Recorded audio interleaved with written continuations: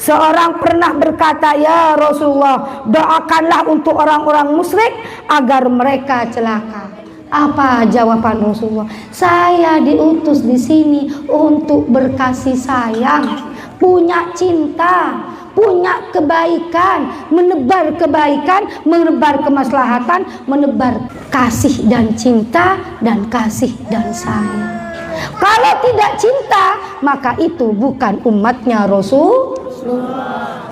Kalau tidak sayang, maka bukan umatnya Rasulullah. Allah, saya bukan pelaknat, bukan mendoakan yang jelek-jelek. Bahkan saya adalah orang yang diutus oleh Allah untuk menebarkan kebaikan. Sehingga apa? Rasulullah adalah paling banyak senyumnya. Rasulullah tidak pernah merengut. Kita berapa kali, Bu, merengutnya? Rasulullah dari bangun sampai tidurnya lagi tidak pernah tidak tersenyum dalam kondisi apapun. Itu Rasulullah. Bahkan pernah salah satu istrinya cemburu ketika Rasulullah pegang mangkok, etap-tap.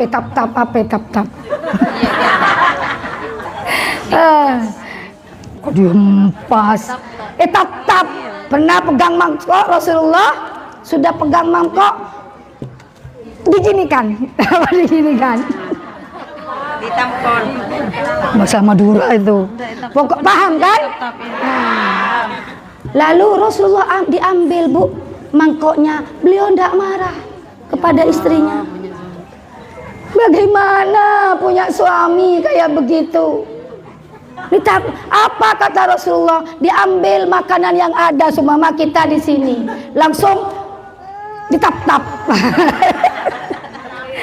Kan berantakan, diambil sama Rasulullah, dipegang yang nama pecah. Kata kepada sahabat, "Ndak malu, ndak gengsi sebagai seorang nabinya Allah.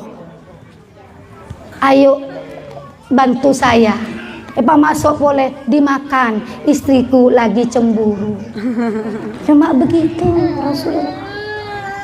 Gitu, Bu. Suatu saat Siti Aisyah kan paling cantik, paling manja, paling cerdas, paling ilmuwan.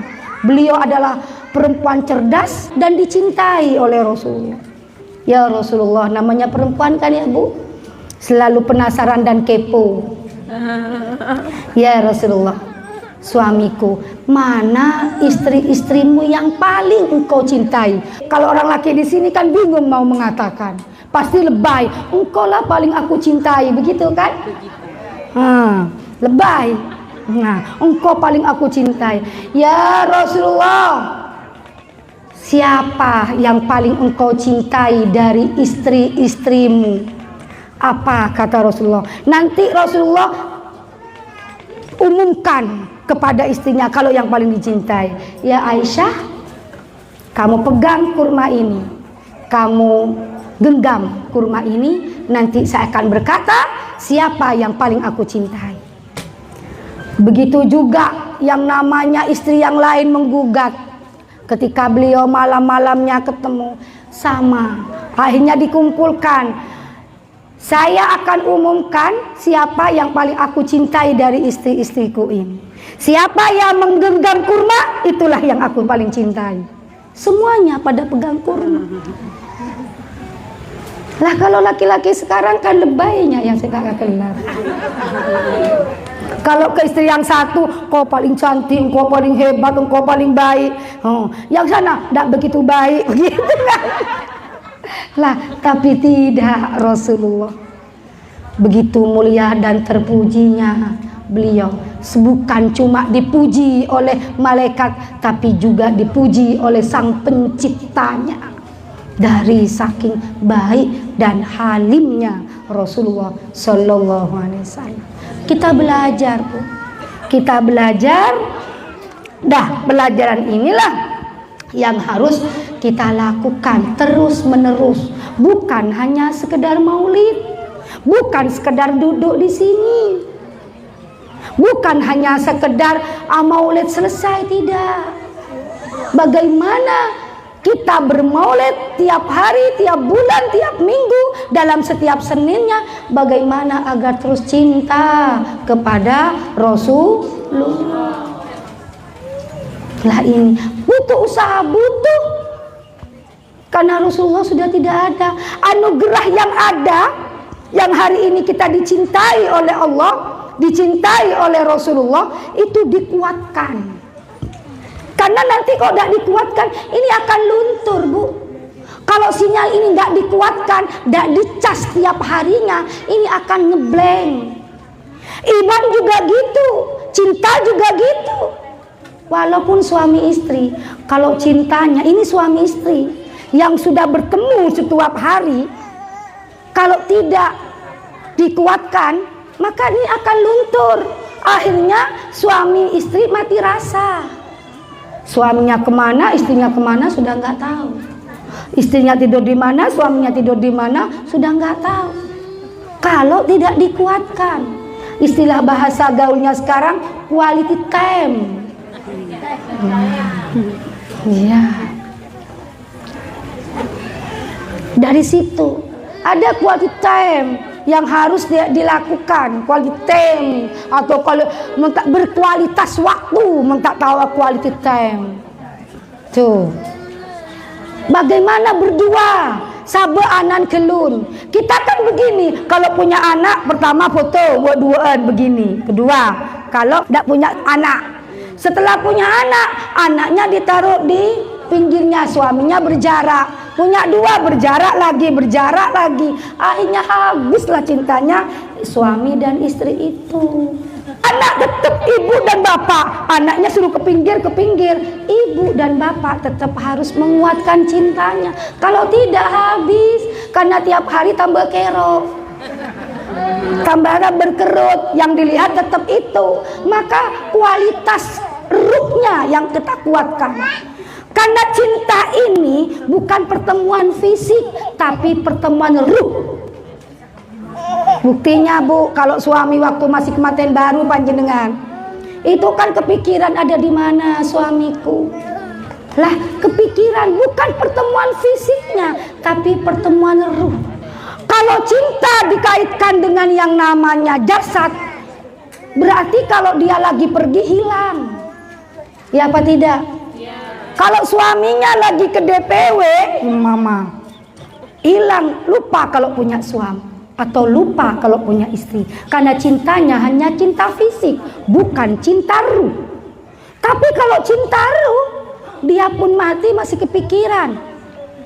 Seperti bagaimana Siti Khadijah meninggal, Rasulullah masih merindukan. Ketika ada sahabatnya, Siti Aisyah sampai cemburu. Karena cintanya pakai ruh, bukan pakai jasad. Mun pakai jasad, apalagi yang bapak-bapak dewan, mula pakaian baju dengan dasi dan lengkapnya, hilang dari kira ada punya anak. Nah, dikira masih jejaka, akhirnya lupa pada yang di belakang. Karena cintanya bukan cinta ruh. Kalau cinta ruh, dia akan terus bahwa saya punya suami, sadar bahwa saya rindu istri saya, sehingga tidak terlalu jauh, pulang lagi, ketemu jasadnya. Karena ketemu antara sinyal ruh satu dengan ruh yang lainnya. Lah, kita kalau mengandalkan cinta kepada Rasulullah, cinta jasad, kapan kita akan cinta? Maka kita cinta kepada Rasulullah itu karena ruh kita.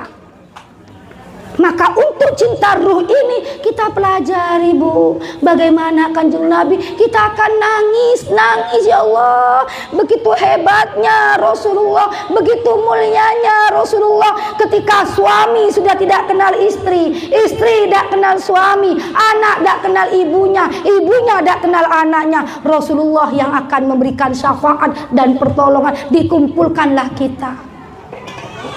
Gitu.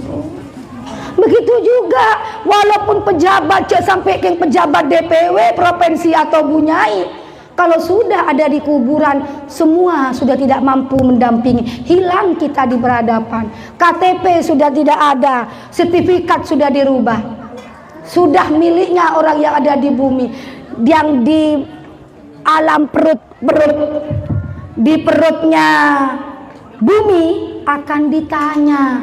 Kalau tidak dapat kecintaan syafaat Rasulullah, maka kita hilang, Bu, torpecetor. Habis kita torpecetor, tak tahu, digosok, Bu, di blender. Maka hanya dengan sholawat, hanya dengan syafaat Kanjeng Nabi lah kita akan menjadi manusia-manusia yang beruntung. Maka jangan pernah lupa duduk bersama-sama. Alhamdulillah ada haddad, karena yadullah ma'al jamaah, pertolongan Allah bersama kumpulan kebersamaan. Maka bertemulah dengan satu, baca sholawat, baca haddad, ketemulah. Karena di dalam kumpulan orang, apalagi lebih dari 41, doanya seperti mandinya walinya Allah satu orang. Tambah banyak kumpulannya, tambah banyak mustajabnya doa panjangnya. Maka di sini, Bu, tambah banyak kumpul. Kalau pengajian kumpul, buat pengajian. Karena kalau sendirian belum tentu diterima. Tapi kalau banyak, Allah akan kumpulkan yang tidak diterima karena masih main HP, tok tarik mare. Lah sesudah main HP, yang lainnya husuk, maka menjadi satu, sekelompok kayak begini. Menjadi keindahan Allah angkat panjenengan. Karena pertolongan Allah bersama dengan kebersamaan. Maka penting bersama itu.